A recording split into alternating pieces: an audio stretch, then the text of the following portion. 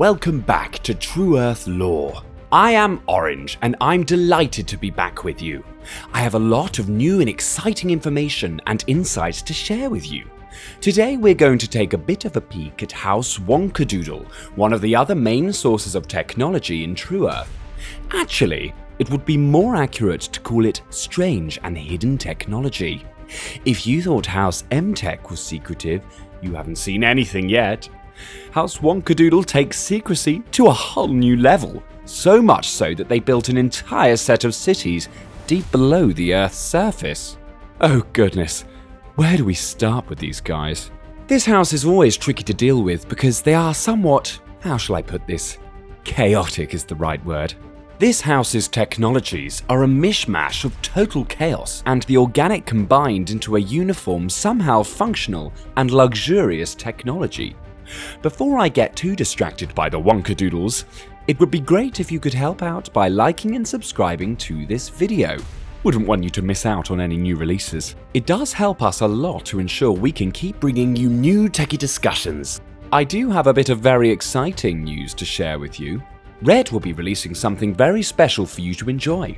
Keep an eye out on this channel's forthcoming membership feature or the subscriber-only podcast, where our supporters will have access to the existing as well as the new TrueEarth book audio as they are released. Back to House WonkerDudel. This house is very much like MTech, one of the great manipulator houses. Although don't let MTech hear you say that. The truth is the two hate each other with the instinctive passion of two megalomaniac beasts competing for common territory. The shenanigans they get up to when trying to outsmart each other are downright comical as they are terrifying. On more than one occasion, their conflict nearly obliterated the world. Had it not been for the interference of TrueEarth's other houses, none of us would be here today. With the WonkerDudels, I think it is best to start with what they are all about, then work from there, or we risk getting lost in one of its many mazes. The best way to conceptualize the WonkerDudels is in direct opposition to MTech. These guys and girls take the view that nature, the environment, technology, and even life itself should be manipulated, adapted, and evolved to suit whatever purpose they are aiming for. This is in sharp contrast to MTech, who follow the philosophy that technology should work hand in hand with life and the environment. This contrasts with the WonkerDudel principles, where it adapts everything to its technologies and needs. The two achieve practically the same goals, but in fundamentally different ways. Which is right? Which is wrong? It's impossible to tell. After all, aren't right and wrong a judgment call we all have to make for ourselves? MTech leaves an optimized, better environment, whereas WonkerDudel leaves a changed, adapted environment behind. WonkerDudels are in and of themselves a bit all over the place, but they make it work, a bit too well for everyone else's comfort. Even though they hate conformity, patterns and structure per se, they do create the truly wondrous. Their technology has pushed their lives to the point where one can see them as living lives of high luxury. You can think of them as organic processes. All things organic spread and spill into the world in what to us might seem messy and chaotic ways, but with some form of underlying structure. This exemplifies the WonkerDudels perfectly. You will see from their very architecture that it is totally messy but highly functional. There seems to be no planning as to what building is built where, but it all works incredibly well. Could the WonkerDudels, in their disorganization, have accidentally stumbled upon perfect structuring? I would not put it past them. This is probably one of the reasons why they are able to build their main city deep in the Earth. Some whisper that they might have extended into the core of the planet itself, using their proficiency in non-terrestrial advanced technologies to engineer the core of the planet with transport structures, allowing them to rapidly move from there to one of their surface hubs. The best way to think of their mindset when it comes to technology is that it is very similar to how your medical research and development goes. You find an enzyme or bacterium and you play with it, study it, until you think you know what it does and how you could use it. Then unleash to the world some form of its usage and see what happens. If it works, great. You take that and push to the next stage. If not, that's not your problem. And whoever has to will deal with the consequences. Or better yet, Your experimentation has produced a dangerous anomaly that would be striking the jackpot in WonkerDudel terms, because they take those and push them until the anomaly is amplified to the point at which they hope it will break one or more of the laws, or as they call them, limitations, of nature. For this reason, WonkerDudel technologies are extremely efficient, but also very dangerous. They like it this way and seem to be able to get away with it. They think of the environment as a tool. They know we all adapt to our environments, so they change those to change themselves in turn, and us. For them, everything has to change, adapt, and evolve, and preserving the status quo is a fool's errand akin to forcing oneself to remain anchored in the Dark Ages. All their weirdness aside, House WonkerDudel has made some notable world-changing discoveries and technological developments. Their proficiency in anti-fusion, shifting from energy to matter and vice versa, interstellar and intergalactic passageways, their environmental manipulation, energy transference, and the list goes on, has no equal in any of the other houses or in many of the known non-terrestrial techs. This is one of the primary reasons, much to the dismay of MTech, that many whispers of gratitude and amazement here in TrueEarth are heard when discussions of House WonkerDudel abound. Let's take a closer look at some of these foundational techs.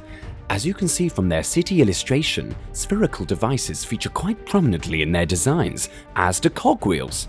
They have an odd way of dealing with devices, which is based around the concept of making everything into a sphere if you can, throwing it where you think it should go and letting it find its own place there.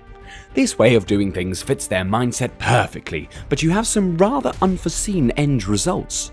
Some of the sphere structures they use as habitat nodes just happen to find their place on the face of a mountain. For the WonkerDudels, that was not a problem, quite the opposite. It was a challenge. They simply built all the supporting structures they needed into the mountain wall and went from there. The end result? A fully functional living block protruding from the face of a mountain. Then they decided the best way to power that area was simply to open a portal into a distant galaxy and flood the mountain with star matter.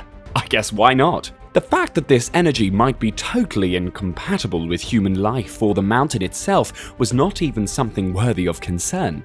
Naturally, it was incompatible. But no, that did not stop the WonkerDudels. It was nothing more than a minor annoyance or inconvenience. They developed modulators that transformed its energy into something beneficial and useful. The resulting homes, if those things could even be called homes, quickly became the most sought after by all houses members. Each one had a distinct effect on the physiology and mind of whoever lived in it. What these effects are, we do not know. It is one of the most guarded secrets of the house. The matter of cogwheels is another story. Oh, the WonkerDudel cogwheels! One of the early founding fathers of the house came across them in an alternate timeline. Apparently, he got bored one day and decided to hop into a few of Earth's alternative timelines just to have a peek, as you do. I mean, if one is bored, I guess the first thing to pop into someone's mind would be, why not take a stroll in an alternative timeline, right? Perfectly reasonable and obvious thing to do. What else could you possibly do to avoid being bored? Seriously. Anyway, he did, and encountered a version of the human species and its societies that was filled with engineering marvels which impressed him so much that he somehow managed to drag one single item back with him. That was the cogwheel. From it, he built several founding technologies of the house, and set the blueprint for many engineering wonders that are still in use to this date. In honor of him, the cogwheel shape was kept as a core design in many of the most advanced technologies used by the WonkerDudels. You will often see them used in floating form or as support devices for holding up various structures that would not fly or even float on their own. When you find them used in such a manner, what you are seeing are the gravity-modulating devices. These devices can weaken, strengthen, or even cancel out gravitational forces as and when needed. This gives them a basis from which to build otherwise impossible things mid-air, stabilize floating platforms, or even build entire city structures into the faces of mountains without support. Because these devices are made of organic, almost biological materials, they heal themselves, grow and multiply as and when needed, and are insanely difficult to damage due to their inbuilt adaptability and self-repair. When it comes to geoengineering, House WonkerDudel are the masters of that art, even more so than MTech. Why? simply because MTech are limited to improving or regenerating the status quo, the original natural environment. House WonkerDudel do not have this limitation. They will change the environment to whatever they deem best, even if that means destroying the current one. One of their key mottos is replace that which is not working with something better, always. And they do indeed follow that to the letter. This blends in very nicely with their secondary principle, which states, everything is raw material for something else. You just need to figure out what that something else could be. These two guiding principles permeate all their efforts and techno-engineering developments. This is very visible when we look at their principal house structures. Even mountains are used as a container to filter various substances. Tubes often drive into rock structures, which in turn cause chemical changes to the liquids they feed through them, providing them with geological transformation and filtration mechanisms. Should this process pollute the very rock? So be it. That is a problem someone else will have to deal with, or a problem which they in time will find a way to take advantage of in some fashion or another. The WonkerDudels love this type of dilemma because it is at the root of their greatest discoveries and developments. It works hand in hand with their third primary principle: always think outside of the box or you become the box. Put another way, thinking beyond limits opens the gateway to the limitless. This guidance drives all their experimentalists in their work. One big advantage to the approach of this house's development is that it has nurtured very versatile skill sets and understanding in relation to the adoption of non-terrestrial technologies and substances. They have no qualm whatsoever when it comes to using something from another world to see what happens. The risks and dangers or potential damage are a totally acceptable part of the process. A good example of this is found in what is called the central vortex in their house city. It is kept constantly open, and its function is to pull in a strange type of matter-energy mix which spills into rivers and soil, permanently altering their structures from the atomic level upwards. As it introduces strange matter onto the Earth, it changes everything in ways nature would never be able to change it. They basically modify everything. Nothing is left unoptimized or unimproved. The water, the land, the air, the very laws of existence are constantly pushed and pulled, improved upon one way or another. Change of fundamental elements on Earth is not the only expertise under the WonkerDudels' belt. Oh no, far from it! They excel at energy manipulation and generation. Some of their technologies are quite literally mind-blowing. I would strongly advise anyone against ever drinking one of their chemists' concoctions. They can easily change energy from a non-solid to a semi-solid liquid or a crystallized form, only to reverse the process at a later stage almost effortlessly.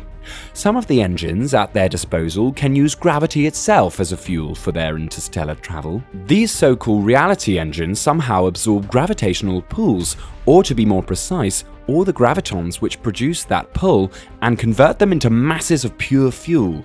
How do they work? That, I'm afraid, is kept hidden from all but their highest-ranking members. Their technologies can be most peculiar and, much to the annoyance of House MTech, either insanely difficult to replicate or downright impossible. Many suspect some of their technologies might be entirely non-terrestrial in origin. Whatever the source, they are invaluable tools for both the House and TrueEarth in general. How and when they can be used is rather complicated. Certain atmospheric parameters and immediate environmental changes need to be made, but once those conditions are satisfied, they can open access to passageways and cross vast distances of interstellar space in various manners. Talking of non-terrestrials, rumors abound as far as the WonkerDudels are concerned. They range from agreements made with various species of non-terrestrials down to even having some of those actually living and functioning as unofficial members of their house. No one is certain, but suspicions abound. How else would they have so much access to what are very advanced technologies in engineering? The vast majority of their devices do not follow any known precedents on Earth. There is no evolutionary record of how their technologies progressed to what they are today, nor is there any clear data available as to how some of the most intricate discoveries were made. All very odd if you ask me.